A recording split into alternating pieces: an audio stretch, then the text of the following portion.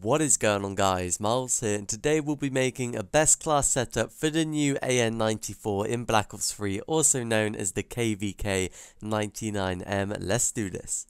A couple of things to note before I start this video. The first one is that I don't have the KVK myself, so the background gameplay will be me just running about in a custom match killing bots, because that is the only way I can use this weapon. And also, I'm going to guess that the stats for the KVK 99m are the exact same as the AN-94 in Black Ops 2, which would make sense.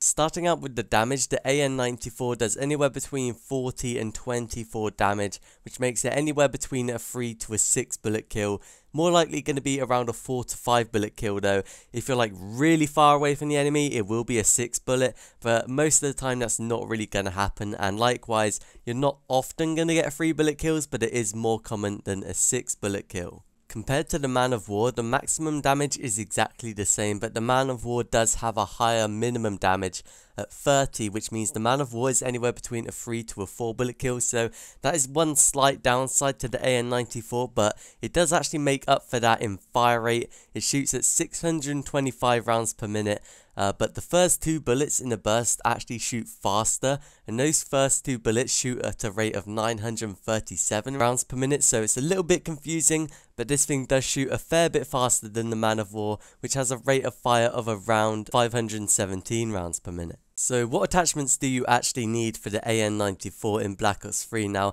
I personally actually really like the iron sights for this gun, so I wouldn't recommend the red dot or the elo sight for this gun, and you can save an extra point which you can use on an extra perk or attachment.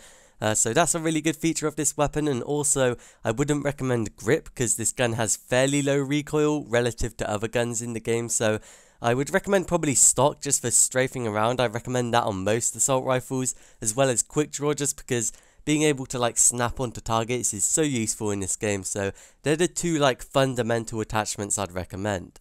And I would probably recommend the rapid fire attachment as well, because the AN-94 has really low recoil, like I said, and its rate of fire is decent, but you can buff it up a little bit with the rapid fire attachment, which is really handy because if you can get a 3 bullet kill with this gun close range, having that rapid fire and high rate of fire will be like so handy. You'll be able to kill people so quickly, so I would definitely recommend rapid fire if you have it unlocked.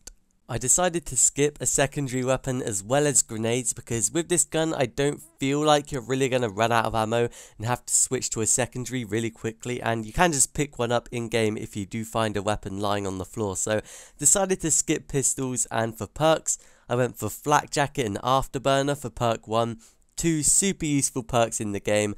Didn't go with ghost, although that is a pretty good alternative if you don't want flak jacket or afterburner, but for perk 2 I went for fast hands, which is kind of nice, not an amazing perk, but it only costed 1 point and I had one lying around. And finally I went for tactical mask for perk 3.